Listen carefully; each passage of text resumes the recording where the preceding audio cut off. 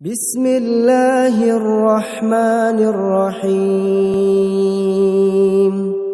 إذا زلزلت الأرض زلزالها وأخرجت الأرض أثقالها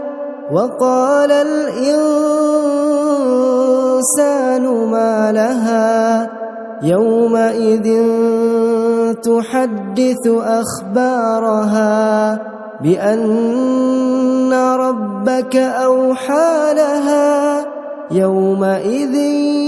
يصدر الناس أشتاتا ليروا أعمالهم فمن يعمل مثقال ذرة خيرا يره ومن يعمل مثقال ذرة شرا